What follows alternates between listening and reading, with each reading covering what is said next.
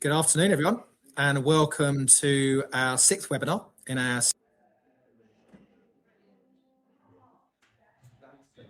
enjoying these. We'll keep producing them for you, and we'll pick what we think is relevant topics. And if you've got some topics you want to see, do let us know. So a very warm welcome, number 6, as we said, and today we're going to be talking about Z clauses and how we should approach them and what purpose they're there to serve and how they can be thought about and maybe better used within our industry. I'll introduce, these guys are going to introduce themselves, but David Allen from Seeker and Ben Walker from Gather, they'll do some introductions along the way. So today's topic, hopefully you're going to enjoy this session. And yeah, we're getting into the deep dive of Z clauses and how they should be managed and introduced. David, do you want to introduce yourselves from Seeker? Thank you, Glenn. Yeah, back again. I'm David Allen, the Executive Director for Seeker Southern, and obviously very keen to engage in this episode or this webinar around the Option Z additional conditions within the NEC4. Obviously, Ben and Glenn will be best placed to provide an overview around this topic shortly. But first of all, I'll just remind you about Seeker, what we do, and its place in the delivery of the UK mainland infrastructure.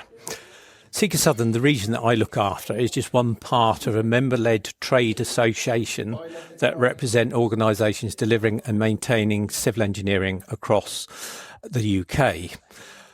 With 6 English regions, 2 devolved nations, including obviously Scotland and Wales, and a policy office in Westminster, we're able to engage on industry issues with government and bodies that impact on our industry at both a national and regional level.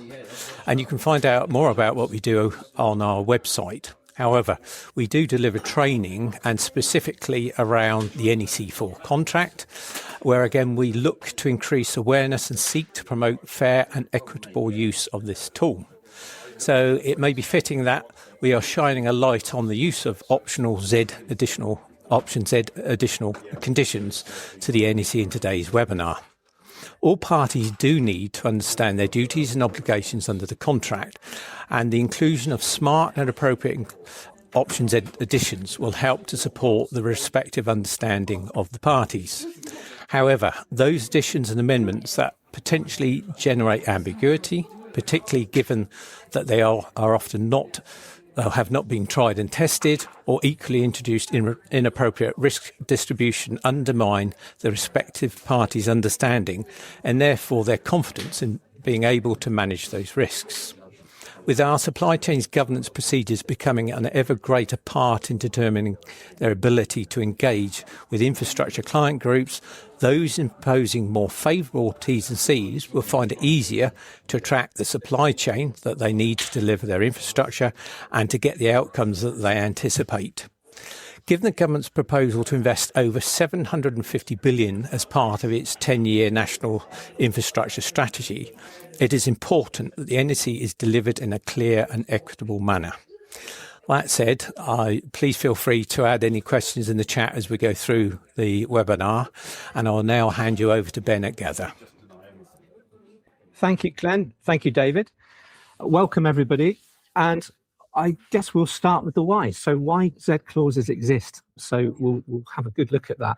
And the clue's in the name, really. So Option Z, additional conditions of contract, which can, of course, amend things.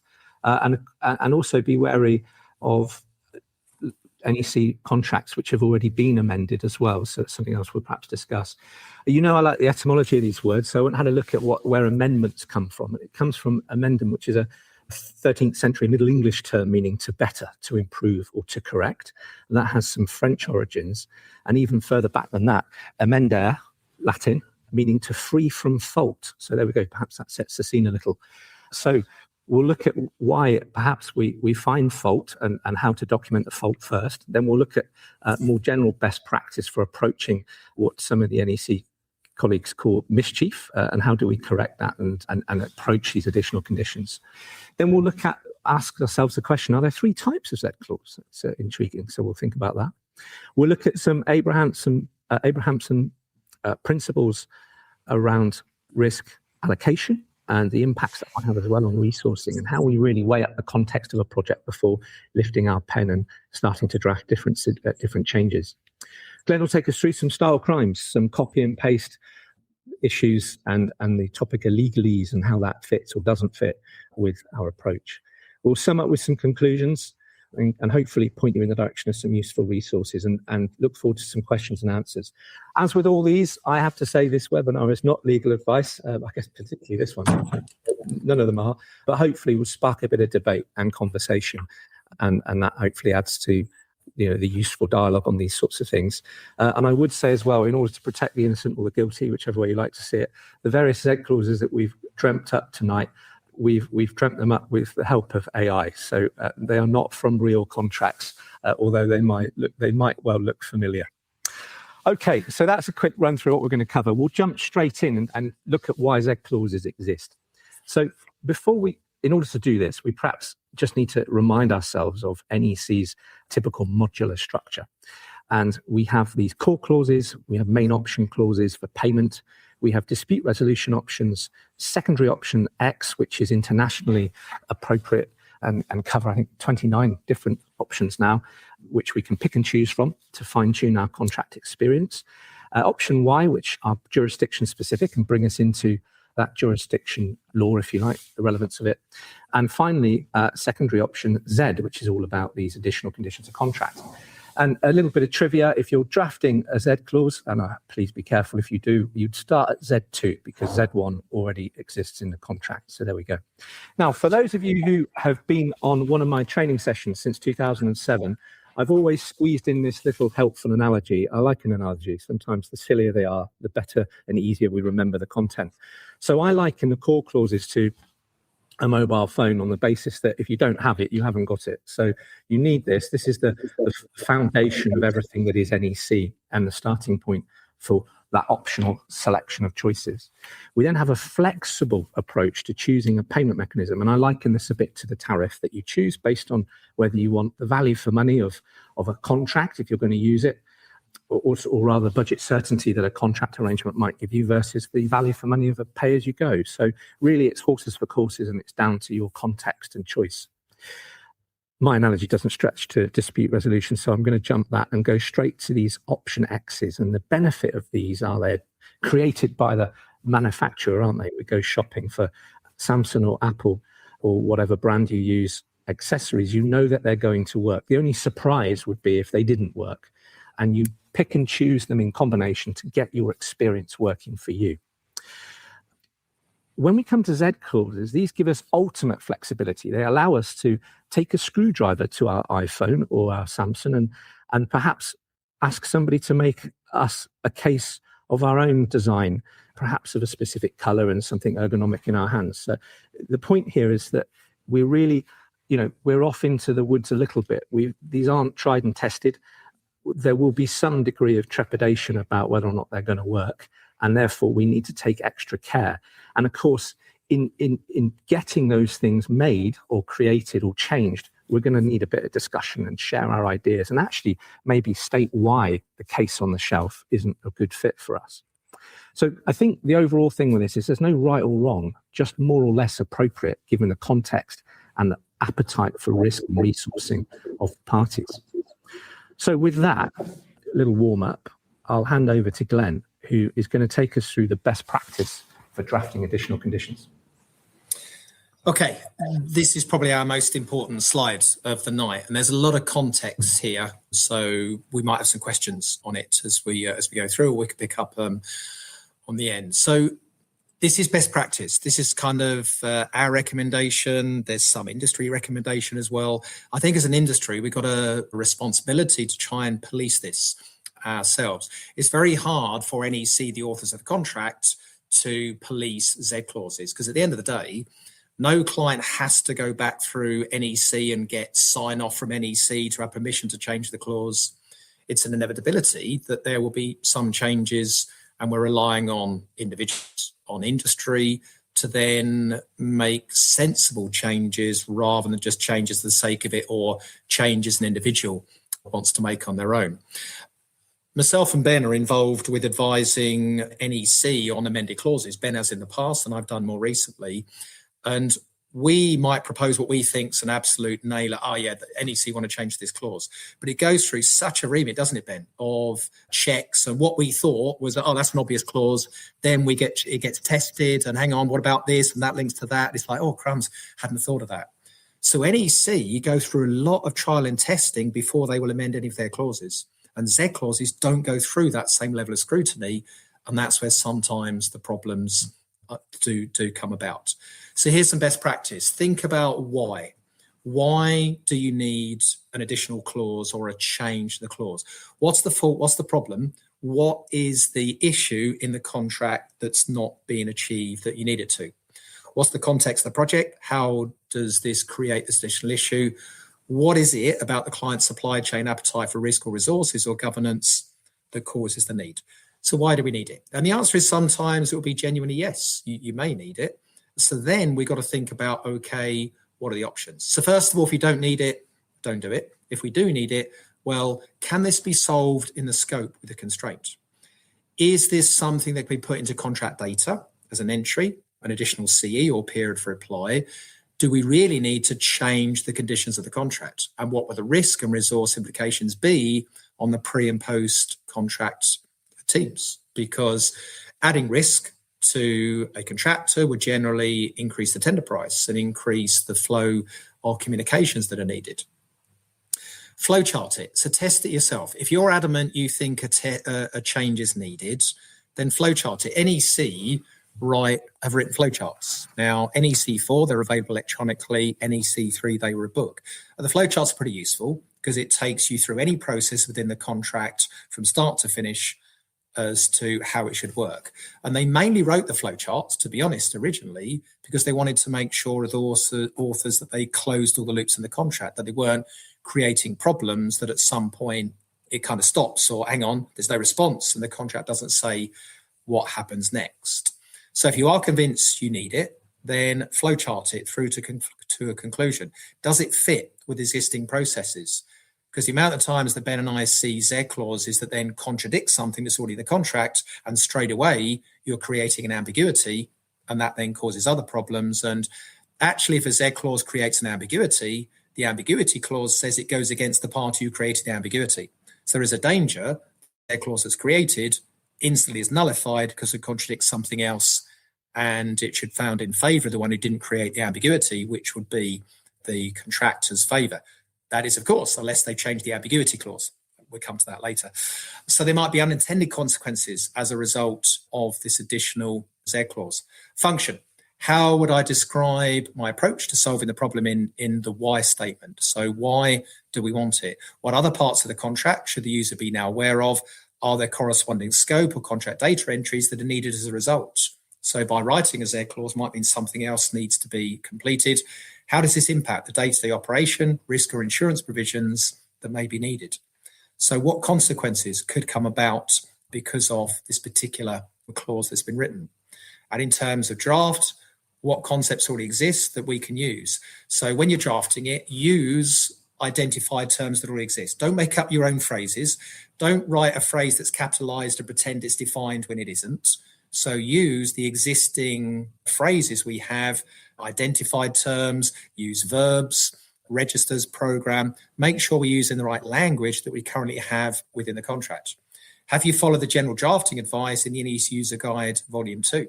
So in the User Guide, Volume 2, there is guidance in terms of how you should be putting these together. Have you followed the guidance written by the NEC? Have I, at each stage of this process, sense checked? So get someone else to check it as well. Internally, try and get someone else to at least check what you've done. You can even chuck it to NEC experts. We're more than happy. We're always very happy to speak to clients who want to run by, can you just check this from NEC perspective?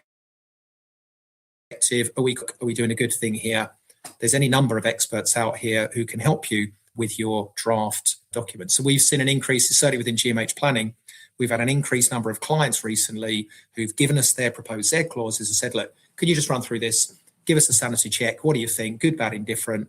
And that's great because they're asking for advice. The trouble is they're the ones who are intuitive and recognizing the problems this could cause.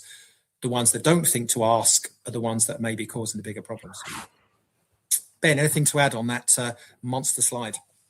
It's a good slide, isn't it? But genuinely, this is like the thinking of many years of looking at these things and trying to head off the problems. And the phrase "measure twice, cut once" comes to mind. And I think what happens is sometimes we bypass all of those steps and jump straight to drafting. And if you don't double check the why with ultimately the client initially, and then really, put that out to the supply chain and see how they feel about it, you're creating almost an unexplained change, which can set all sorts of hairs running. And we'll look at a few examples of where the perception might be polar different. I think I'd just say, Glenn, on the flowchart bit, if you've got subcontracts, then just be aware that if you're changing the timings to accommodate different governance, if you're changing the timings, for example, then don't forget to be sympathetic down into the subcontracts as well, across to the subcontracts, as my friend Richard Patterson would say. So we ought to make sure that it works as a system across the project, not just across the contract. The other thing I would suggest is, when drafting this, if you haven't got immediate access to experts to check, if you're unfamiliar with NEC, then something I used to put in every examiner report for ICE is look, use the index. If you haven't got the digital version, which you can search guidance on, use the index, because NEC is one of the strengths is each clause is easy to read and digest. NEC doesn't do cross-referencing to other clauses, so that's a good thing. But you do need to take care that you understand the whole of the picture. So if you're in a defect workflow, look up the word defect, check that you've read all of the clauses that mention the word, and then you've got yourself a bigger picture, check it on the flowchart. So it's just that thing about getting the whole picture. And again, I really think the big lesson from here is, and it would head off so many problems, is just publish your thinking. So initially internally perhaps, so talk to the client, this is my why I think we need a change. Can I test that with you? What is your appetite for certainty versus value for money? Check these things. We might find that we don't need to progress down through here, which, as Glenn said, is in our drafting experience, certainly the case that we find that some things are solvable in other ways. Okay, so I pose this question, are there 3 types of Z clause? Well, the answer is no, not officially. But I don't know about you, Glenn, I've always found it helpful to triage them on this basis. So when I look at a contract data part 1, for the first time, and at the bottom I go to Z clauses and have a look and see how many there are and hold my breath, I try to calm myself by thinking there are probably 3 buckets here, and I only get really scared if the third bucket is big. The first bucket, I would put them in, I'll call them boilerplate, and these are a little bit completely outside of my skill set. So I would go and ask a professional to give me a view on the legal and insurance provisions and what's being tweaked and changed. And I'd probably extend that into, if there's Z clauses around termination and insurance and things like that, the kind of boilerplate stuff that I just want someone to have a proper look at. And also, one observation would be, I sometimes wonder, and again, I'm not a lawyer, so I wouldn't know for sure, whether it's even necessary to start requoting large rafts of the law, given it's already law. But I don't know. But it doesn't really worry me. I don't lose sleep over it. I just make sure that those are treated in the right way. Then the second bit for me would be constraints. And largely, these are unnecessary to put in the contract. I can see an argument if you're a highly regulated industry, maybe nuclear, where certain things just cannot happen and therefore they'll never be able to happen. So we're just going to lock them in hard. And that prevents the project manager from changing the scope. But it does shut down your flexibility. And Glenn's going to pick up on that on the next slide. It's the third and final ones that worry me, and the most. And these are the ones that I would look at most carefully. And these are the ones perhaps where we need the biggest explanation of why. Why are we changing the process? It might be to add a new defined term to make some concept work. It might be to allow us to work within the governance that our industry requires us to follow, and maybe there's some internal governance, and that's all fine. And I think if we're transparent about that and the supply chain understand that and they make allowance for it, maybe we're going to take extra long getting a design submission acceptance back or something like that, then that's fine. I just think we need to be clear about the reasons why, so that we can plan for it. If we can plan for it and understand it, then we can price it effectively, and off we go. But there are also examples which break processes, and these are just ill thought out, I'm afraid. There's plenty of examples of them where they're just ill thought out. They're not fully appreciating how NEC fits together as a proposition, and therefore just go around breaking things. And we need to be extremely careful about those. And the way to catch those is to follow the best practice. Glenn, you've got an example of the second. We're going to leapfrog the first because I think they're fairly self-explanatory. Glenn, you've got an example of the second where, do you put it in scope or do you put it in a Z clause? And then we've got a few of these third ones that Claude has created for us to discuss. Over to you, Glenn. Okay, so here we've got an example of a constraint. No work shall be carried out between 10 p.m. and 7 a.m. So fairly common requirement that we might have. So in the scope, project manager instructs extended hours for a critical pour. That will be a compensation event for additional cost, and the project adapts. As a Z clause, the project manager wants extended hours. Sorry, that's in the conditions. Contract deed of variation needed, delay, lawyers, do we proceed at goodwill? So the point we're making here is that you can do changes with Z clauses, or things like this, a constraint. If you just put it within the scope, then there's more flexibility to change it. The project manager can give an instruction that changes the scope, but they can't give an instruction that changes a condition of contract. So it's thinking about how we convey this information. So things like working hours, those just need to be constraints within the scope. And then there's much more fluidity there for the project manager to say as a one-off, we want to be working, we've got permission. Yes, you're out of hours. Yes, that'll be additional cost. So all of that will now be a compensation event, but we can do that nice and quickly. Whereas if you've got a Z clause now somehow constraining hours, you can't do that through an instruction. So try and keep constraints in the scope, unless there's a genuine reason to lock them in, and they've got to be in certain environments. I don't know whether you're in a prison environment or a nuclear. Okay, there might be certain things that you can never do, but most cases we can set them to just be exceptions by the rule, but then we can manage those exceptions through compensation events. Nice and simple. Absolutely. And just to remind everybody, the definition of scope, I got out my trusty book, which is definitely needs repairing now. It's in bits. I need another one. So definition of scope is information which specifies and describes the works. We all know that intuitively, right? Drawings and specifications. Or states any constraints on how the contractor provides the works. And it's that we're talking about. And the gut feel is to stick them into Z clauses, but don't forget that definition of scope. It's a really helpful thing. So I think exactly as Glenn's just pointed out, if you're working in a prison environment, there's certain things the contractor just cannot do, then that's never going to change. Then absolutely hardwire it into the contract. But as Glenn said, if it's in the scope, we've got a predefined mechanism for unilaterally deciding that we're going to change it, and then a predefined mechanism for valuing and assessing that impact on cost called compensation of process. So it works really well. And yeah, why would you tie your own hands for things like lorry movements or, working times or noise levels or whatever else it might be? Okay, good stuff. Glenn, I think this one is probably up there with ones that don't fit in our minds, at least with NEC approach. I'll just give you guys a second to read that one, and we'll explain what it's saying.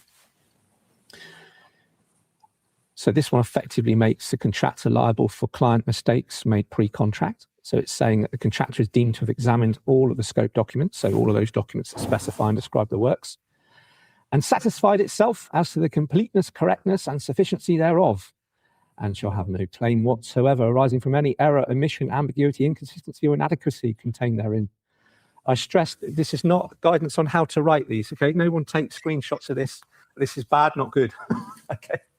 Or less good, perhaps, is perhaps the more diplomatic way of putting it. And then what you'll see then is you'll see an extra exception added in 60.1, brackets 1. So it will say the following are compensation events. The project manager gives an instruction changing the scope, except changes to correct errors that were always there from the beginning pre-contract that you didn't spot or that you're deemed to have spotted. A slightly soft version of this might be a materiality clause. So you might say the following are compensation events. Project manager gives an instruction changing the scope, unless it's an insignificant or immaterial change. And again, we just introduced loads of flexibility, loads of subjectivity into that. It's just a breeding ground for argument. I wonder what the message really being communicated here is if we were to sort of translate that. And it probably reads something like, we aren't that confident in the accuracy and completeness of our scope. We want you to take this risk. We understand the prices and fee percentage may increase to cover this.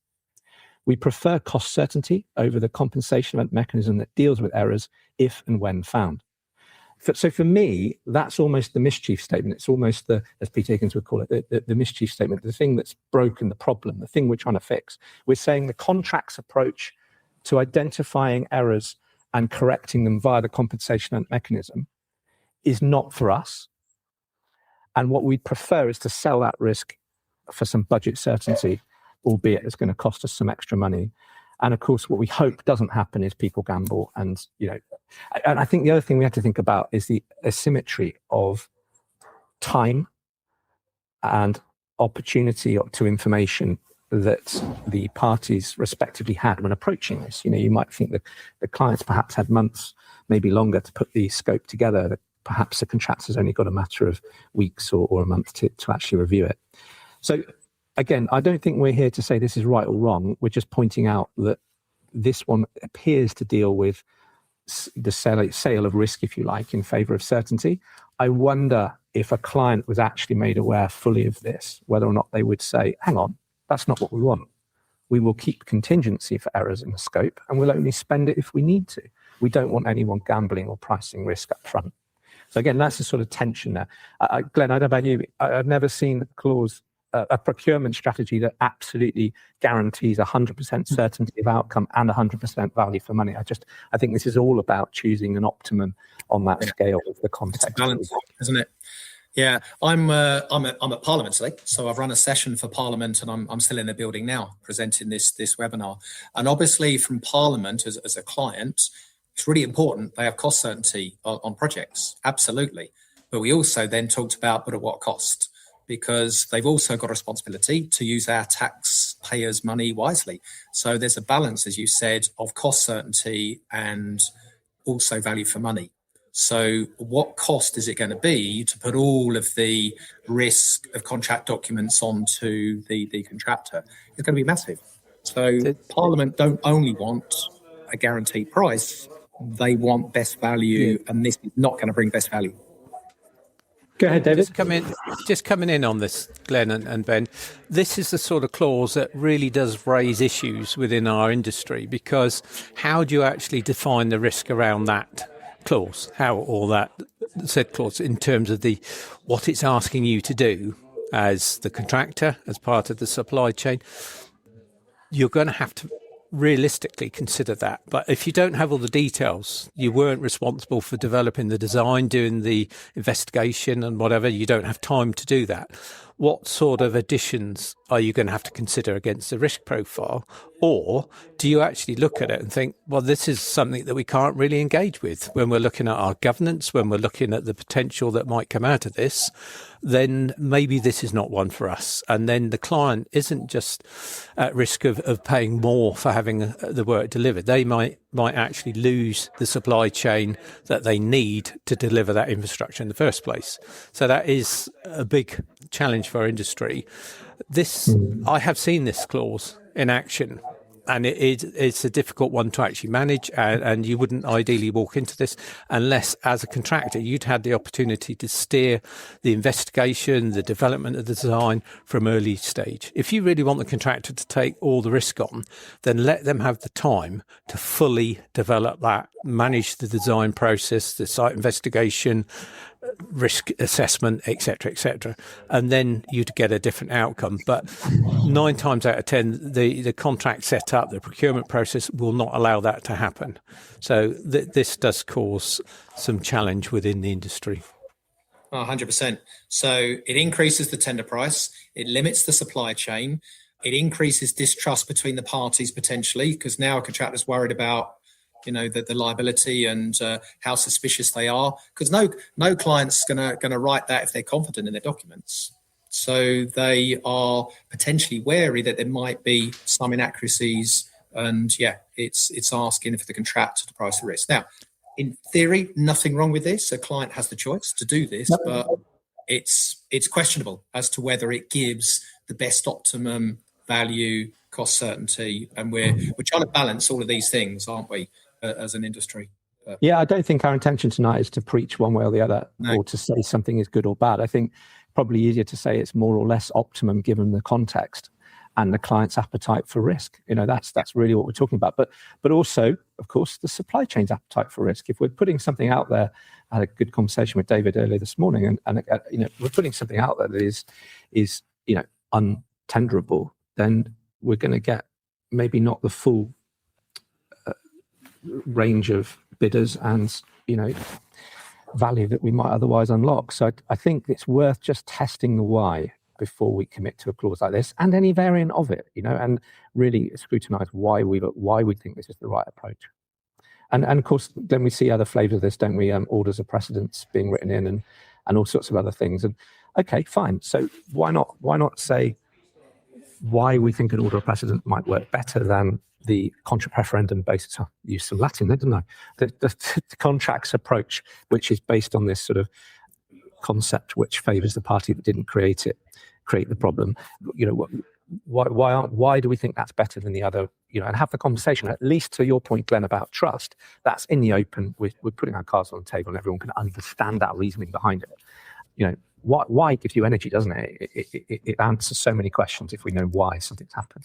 Well, one of the questions I'd throw in there as well is, why don't you actually talk to the supply chain and find out what they would think if you introduced a clause like this? But get that real-time feedback to better inform any decisions that you then go on to make. Absolutely. Okay, Glenn, I think you're going to talk us through this one. Sure. So here is an amendment we see not infrequently. So delete 61.1, amend 61.3. So here, if the contractor doesn't notify a compensation event within, and normally it's 8 weeks, but it's now been reduced down to 4 weeks, the prices and the dates have not changed, and then it normally says, unless the project manager should notified but didn't.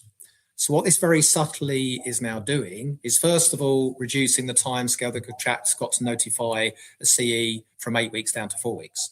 Now, it's interesting, if you go back as far as NEC2, NEC used to say 2 weeks here, and it was the legal fraternity that said to NEC 2 weeks is not legally enforceable. It won't stand up in court if it ends up there. So after lots of toing and froing from NEC2 to the publication of NEC3, NEC took the advice of the legal industry to say 8 weeks is enforceable, 2 weeks wasn't. Now, in truth, somewhere between 2 and 8 may be enforceable, but NEC erred on the side of caution to say 8 weeks definitely would. So this particular client thinks they knows better and saying 4 weeks is legally enforceable. They might be right, but they'll have to go to court to find out. Certainly NEC didn't take that stance, and they went safe with 8 weeks. So first of all, we've reduced the timescale by half. So that may or may not be enforceable if it did end up in court. And now all compensation events are responsibility to be notified by the contractor. So normally the ones the project manager should notify, the contractor's not time barred on those ones, but they're now time barred on all of the CEs, the ones the project manager is obliged to notify as well.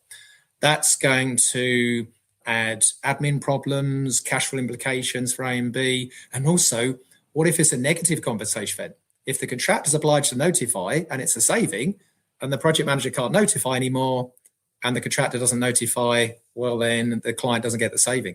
So what was trying to solve a problem from a client's perspective has caused another problem and created a lot more admin, a lot more issues that are going to happen, on that project. So again, fully understand how the clauses interact. If you change core processes, you need to explain why and model out those consequences to make sure you're not causing other problems. You solve one alleged problem and create 2 or 3 problems that you didn't know you just created. Glenn, on this one as well, in addition to the example that you're giving here, where the time has been reduced from 8 to 4 weeks, we're actually seeing the opportunity or the time for the project manager to respond is often extended. So you are getting the worst of both circumstances here, which doesn't help. And in the long run, if that is something that is embedded in an the contract going forward, then you're going to have to build up the resource to actually manage this process. So you're not actually reducing cost from the teams. You're actually increasing the risk profile on the contractor and actually delivering the workload, because the risk of actually missing something that is significant grows, and that will have to be considered when they're actually looking at procuring the work as to whether this is an environment that we actually want to be delivering in. I think you hit a great point there, David, and it goes back to something we've covered before on previous episodes, which is about the empowerment and authority of the project manager. If clients are appointing project managers and then tying their hands, that's problematic. And I struggle to see why we need more than the 1 week under clause 61.4 to make that decision, because it is an objective decision. And there's nowhere in that decision where I understand people need to go to boards for acceptances, but this isn't really an acceptance. It is an acknowledgement that a compensation event has occurred. So it's not like we can say, oh, hang on, I'll check with the board. Oh, I've heard from the board now, 2 weeks, 3 weeks later. Unfortunately, I can't accept this as a compensation event. We can't afford it. That ship sailed. There's either a physical condition, or there's a weather event, or there's an access issue, or there isn't. So really, it's a very objective test. Did it happen or not? And, I think we encourage people in our training, Glenn, to try and give that 1 week reply. Try and give that the same day if you can, because why would you hold that process up, particularly for a contractor who's operating on option A or B, where that compensation event implementation, that commercial process to finalize the price change, that's the only way they're going to get paid for that extra bit of work, because it's that change to prices that gets included in the next assessment.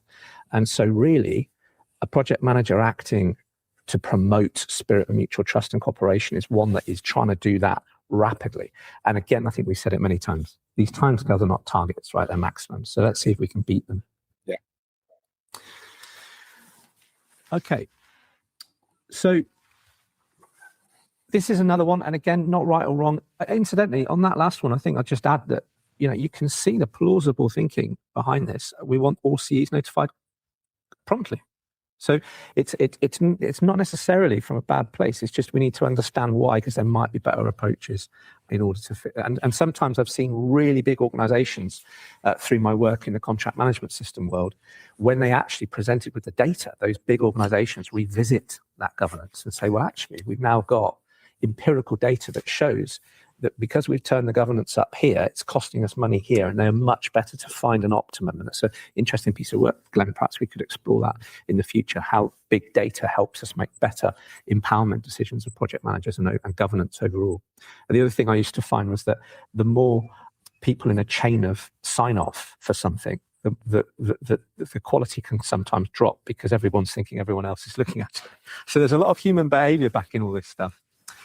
This one's a brief one to explain. The client here wants to delete certain things around the client, around the project manager or the client, getting back with communications on time, withholding acceptances for reasons not in the contract, not doing things by the date they said they would do. And again, this might come from a kind of genuine place of uncertainty.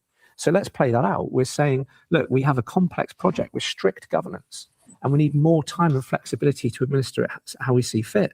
There may well be occasions where we're not going to be able to provide something for the date shown on the program for providing it. Okay, so it's a strategy, and without saying it's good or bad, it's a strategy. Again, what we're saying is we don't want to constantly have to administer compensation events and constantly be charged, in our mind, more money when these things happen. The reality, though, is bidders will interpret this as a client and a project manager who are likely to be very difficult to work for.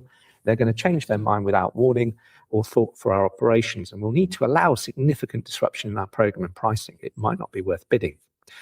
A perhaps more optimum approach to this would be to elongate some of those period for replies, to maybe Z-clause some of those reply periods and other things, so that the governance is more sympathetic. The contractor can plan up to that level pre-contract, so they can allow for it. You'll pay a bit more money, but okay, it's closer to reality. And then just allow the compensation mechanism to kick in. That will give you that balance of degree of certainty, but a degree of value for money, where you're only paying for these things if you fail to provide something, or if you fail to reply on time.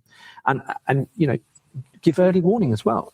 Dear contractor, I notify early warning that I might be late replying to this design submission. My reasons for this. Let's chat about it. So I think we don't have to see this as adversarial, but at the same time there might be an optimum way of doing it rather than just deleting the clause entirely. Anything to add? No, spot on. It's always about what cost is this going to come. So at what cost what are we going to achieve? And as you said, contractors are now wary. They're going to allow more program time. That increases cost. So yeah, that's not potentially the best solution to that problem. So keep these in, and occasionally there might be a compensation event, but there's other ways of managing, better ways to deal with this than to delete them and then elongate the process, which is a big risk for the contractor.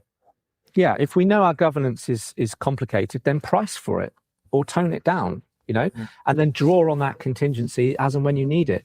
The alternative that this appears to do is to try and chuck that contingency at a certainty in advance, which can't be good value for money, can it? But anyway, we could debate. No. It goes back to the argument, though, about having that collaborative engagement at the right time and the behaviours around the contract and actually addressing the issues that arise. So if you've got a contract, where some of the complications might arise. If you're actually engaging with that during the procurement process and engaging with the parties that are all taking part in that procurement, at least you are communicating the intent, you're providing clarity, and people can look at it in a more objective way. Quite. And talking of behaviours, this next one's an interesting one. Glenn? Where do we start on this one? Should we we'll leave it at that, shall we? So delete 10.2, the obligation to act in a spirit of mutual trust and cooperation. I mean, look, on training, we talk about 10.1, the obligation to act as stated in the contract, and the very useful addition of 10.2, almost creating like an obligation, a culture as to how we should be, which is to act in this spirit of mutual trust and cooperation. Now, whilst I think it is important, 10.1 is even more important to follow the rules of the contract. Whatever you think of this, to actually say you're going to take it out, then what message does that bring that you're intending not to act in the spirit of mutual trust and cooperation? We've written a Seeker bulletin on this. I think it's number 14 from memory, what it does mean to act in the spirit, trust and cooperation and what it doesn't. But certainly, don't take it out. It's a nice reminder, and that's it really. But to delete it gives the very wrong message. Agreed. Okay, this next slide, and I think it's the last but one. It's just looking at risk, resourcing, and context, and some Abrahamson's principles can help here. So there's 5 things really. A risk should be allocated to a party if they have the most direct control, they can transfer economic risk, they stand to gain the most, placing it there aids planning and operations, or the loss falls there naturally. So you've kind of got this stand to gain the most or the loss falls there naturally is kind of like the first order of who's dealing with it and where it naturally sits. And then you've got control and efficiency, which are kind of related there, I guess, and whether or not it can be insured. So I think that's a useful lens to look through, a useful way of dimensioning the matter and whether or not which party should carry it. Now, again, this is, I would suggest some well thought out thinking by Max Abrahamson. So something that perhaps we might want to have a look at. I think what this translates to then before drafting a Z clause, so having gone through or about to go through that second slide that Glenn talked us through right at the start, sort of the process for developing to the point where you've got a Z clause. This is perhaps some of the thinking that we do in the background. So what is the context, size, complexity, sector, ground conditions, and has this thing been done before? What are the client's goals? In particular, a question that seems to keep cropping up with this is, what's the client's risk appetite, financial risk appetite? But let's not just assume that means budget certainty. Let's think about that dynamic, that tension between certainty and value for money. What insurances are typical and available? What resources do I have pre-contract to actually maybe improve the scope if we think it needs a further review, maybe do some more ground investigations? And what resources have I got post-contract who might actually have to, if we ask for 1,000 more things that are crucial to the operation of this new Z clause, then someone's got to check those 1,000 things or fail against doing so. So, what are the implications on our post-contract management resources as well? And then to David's point, I think he said it twice. What's the market telling you? Have we asked? Have we gone out and said, I'm thinking of doing this? What does everyone think? Is everyone still interested? Have a two-way conversation and find out what the market thinks, because this ultimately should be a collaboration. We want to work together towards a common goal, and someone wants to be paid appropriately. So let's work together on it. And is it fair? Would I sign this if the positions were reversed? What might I object to or put a comment against? And that putting yourself in the other party's shoes, of course, is not just empathy. It's commercially sensible, I would suggest, because it helps you understand the dynamics of it. And I think this final point, Mr. Abrahamson would say a perverse combination in the construction industry of a few words breathed out about risk in time to save loss, but a gale of words when it's too late. And this reminded me very much of the late Dr. Martin Barnes's quote about project management is about influencing what hasn't happened. Everything else is admin. Pre-contract, we can influence what hasn't happened by setting it up appropriately. And I think that's perhaps something else to mull on. Anything else, guys? Yeah, just on that, the last 2 points, I think they're probably the most important points in green about before drafting the Z clause. The bottom one in particular, it says, is this fair? And really, I mean, we're looking for clarity. If people have surety of what's being asked for, what the objectives are, then it makes it easier to actually assess the risk. If it is deemed to be unfair, then that doesn't help. That sort of probably develops the wrong behaviours, as it were, around it. But if it was reversed, what allowance would those about to draft it actually put in there? How long would that piece of string be? And that really would make you think twice about some of the clauses that are being put in. Yeah. Absolutely. Okay. Glenn, over to you on a few style crimes. Yeah, just a few final thoughts, really, just to pick up. Remember, NEC is written in straightforward, plain language. It's written in present tense, active voice, fewest words and syllables possible. So they've kept the word count down, no more than 40 words, ideally no more than 20 words. We're trying to make sure that these are readable, they're understandable. So just think about how you're writing. Just looking at the red there, we won't even justify in reading that one out. So look at what you're trying to achieve. Generally avoid Latin. I don't remember. I did a year of Latin when I was at school, but I've forgotten all of it. So NEC is trying to be a stimulus to good management. Another key virtue is clarity. So let's make sure that people reading it can understand the written word, and we don't add in mutus, mutandis, and inter alia, example, even force majeures.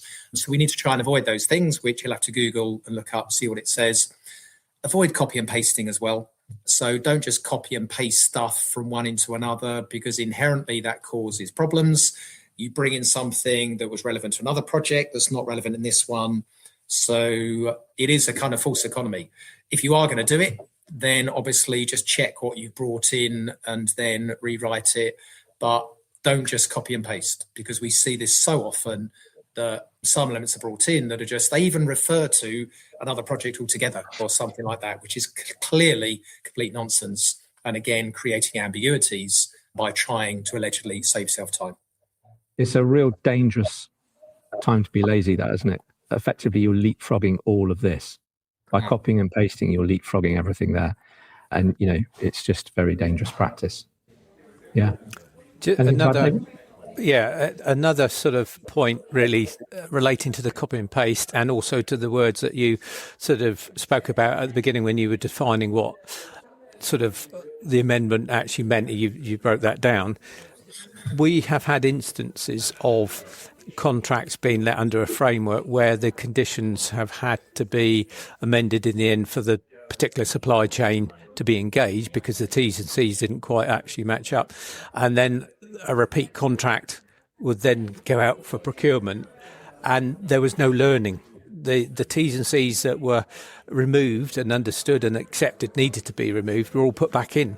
And it's that learning doesn't necessarily happen, and that doesn't help the process. That's just taking up a lot of time and energy in rerunning the arguments, rerunning the process just to get to the same outcome. So, yeah, that's very true. And I think, Glenn, you made a point about stimulus to good management, and this is a guide for practitioners to follow to get commercial success on their projects. So it absolutely is jarring, isn't it, when you are in what was a 10-word sentence, the contractor provides this, works in accordance with the scope, to suddenly have 200 words injected in the middle of it. So I think absolutely. Okay, I think that brings us to, I don't know if Will is still with us, sort of harvesting the questions and comments in the background. We should have said, Will, sorry, we didn't say please do engage through the comments and chat facility. If you have any questions, we'll come to those in a moment. We'll sum up then by saying that Z clauses are there to provide the ultimate pre-contract flexibility. So option Z, additional conditions of contract, the ultimate pre-contract flexibility. We hope, though, that NEC4's sort of parameterization of the different clauses through the contract data, its modular approach with core, main and secondary options covers most needs. We hope that people will adopt the drafters methodology of why, flowchart, function, design, and finally drafting, and share that, publish that why, open it up and explain it, get the engagement of the market, reduce their perception of risk and the money that we spend running around trying to understand things. Check the risk allocation and resourcing implications, make sense for the context. That's that Abrahamson's principles bit. Copy and paste is dangerous. Set an optimum strategy for every project. It doesn't take long. A procurement team, once they've learned how NEC fits together, it's the whole point is we can tailor each project or contract as it comes along. Style matters. If it doesn't sound like NEC, then ask yourself, are the people going to be able to use these amendments easily? Does it make sense? Is it coherent? Is it intuitive? Transparency builds trust. I think we've seen that a lot through what we talked about so far. So check your intentions. If you're helping a client draft this, check those with the client and the supply chain to kind of gauge reaction and reduce the uncertainty, and because you'll get a better price. It's short-sighted not to, right? And let's get the best price and the closest engagement we can. So that brings us to the end. Questions and answers, plus this little reminder there of the read and follow the general drafting advice there on page 49 of the user guide. And this one is volume 2, preparing an engineering and construction contract. There's one for each of the forms in the family. Just to advertise, I think we're going to put the link for the next one, episode 7, which will be understanding the role of contract data. So if you found today's webinar useful, join us on Monday, the 2nd of March for the next one in the series, which will be a good look through contract data and understand how to approach that. But I think that leaves us, guys, to take some questions. Yeah, I can see, well, we've got some comments. Yeah, there we go. There's one from our very good friend, Richard Patterson. He's still on the phone on his photo. So Richard said, and rightly so, if a contractor misses the time bar on a £100,000 change in the scope that is now not required to be notified by the project manager, will the contractor really get that for free? So where they've deleted the requirement for a project manager to notify any compensation events, and now the contractor's obliged to notify, that Z clause suggested that if they don't notify within 4 weeks, they're time barred and they can't now claim the compensation event. Really? Is there any world the client really thinks that they can get that for free because the contractor was a day late in not notifying a compensation event they'd normally be obliged to notify? Now, there's an argument to say there's a Z clause that's changed that. If that went to court, I cannot imagine any lawyer, any judge who will agree that the contractor is time barred. So I'd certainly say that would fall in the category, we're not lawyers, but of an unfair clause, and that would not be enforceable in a court, I would imagine. I cannot see any world where they get that for free. But so again, knows, it doesn't work. Who knows, right? That's the problem, isn't it? So I mean, by the black and white of what's written, it looks like the intention is they wouldn't. But if we're talking here, context to Richard's question is if we had that Z clause we flashed up earlier, I think it's the second one, wasn't it? I mean, it's a bit like when people say to me, oh, I've been approving or agreeing design submissions. I've not been accepting them. I've been approving them. Have I accidentally taken some liability? I mean, the answer is I don't know. I know what the clause says. It says accept them. It says acceptance doesn't change your responsibility to provide the works or liability to design. If you start approving them, I think all of us have to sort of in harmony say we don't know. A lawyer won't know. Only a judge will tell you. So I think it's similar with these Z clauses. If we start departing from what is understood, there's the risk, isn't it? And I know, Richard, you'll have your own view on this. So thanks for the question. Can I just add a bit on the chat? What do you think? Yeah, can I just add a bit on that? I mean, I think Richard's sort of question in the round probably also alludes to behaviours that might then ensue around that. And I think if you're looking to work in a collaborative manner in a way that's going to deliver the best outcomes, then you need to be sensible with the clauses that you actually embed, because missing out on that for one day will create significant ripples within the overall scheme of things. And as I say, it does impact on behaviours. So, but let's write what we mean, right? And then act as we've agreed. Yeah, and this comment picks up the same. So again, Camagello's talking about adversarial tone from the start. And then it does beg the belief about, well, why choose NEC in the first place? If you're going to write Z clauses that undermine some of the key principles of NEC, then why choose it in the first place? So that is a very inherent problem. And yeah, I agree, it's demoralizing. And NEC was brought up to improve things, to save money to the industry, to create better relationships, to create transparency. And sometimes Z clauses can undermine the very principle that NEC was brought in to do in the first place. I just wonder whether, though, Kamagala, you think that perhaps there's some of these clauses that the perception is that, but actually they come from a perfectly good place and they've just not explained the why. And once you find out, oh, it's to do with governance and it's complicated, and you have an opportunity perhaps even better to influence that, then that might soften it a little bit. So, or they might not have even got that far because someone else will have told them that it was a bad idea for X, Y, or Z. So I think that's true for some of the time, but there'll be plenty of clients writing things that they're not intending to depart from the NEC spirit. They're just doing so potentially in an uninformed way. And whatever the reason, we probably can agree that we need to get it right.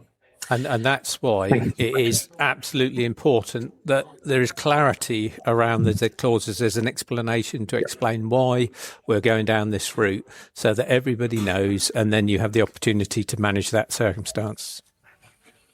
Yep. Okay, I think we've got time for one more question because I'm keen that we finish one webinar once on time. So maybe it's today.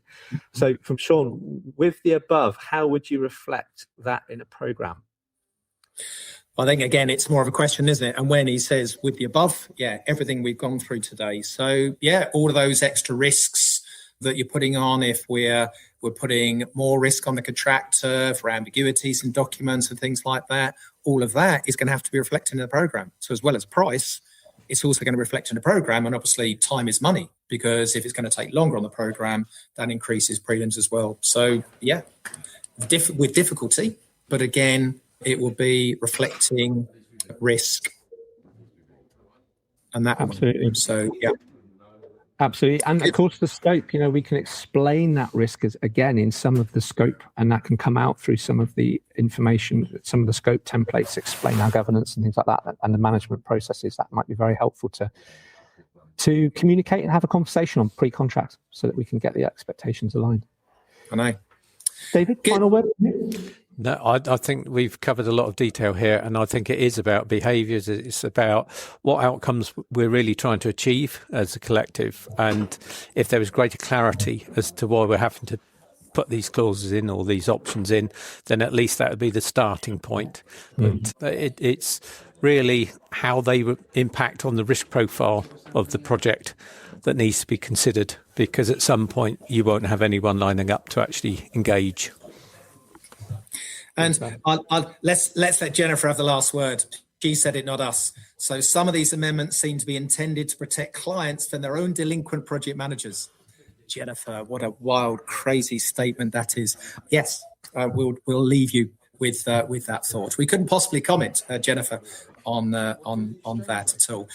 Gentlemen, time's beaten us. So thanks, everyone, for joining us online. Thank you, David. Thank you, Ben. Always great to have these discussions and hopefully food for thought. That's why we're doing them. We're trying to help everyone think about how we can improve our industry. And these webinars just go a small way of trying to do that. So thank you for joining. This will be online shortly. So if you missed or want to replay anything, or you want to recommend this to some of your fellow colleagues, obviously the recording will be made available tomorrow and you'll be able to watch it again. So the next session, as Ben's already said, 2nd of March, we'll be talking all things contract data. So thanks again, and we'll see you in 4 weeks' time.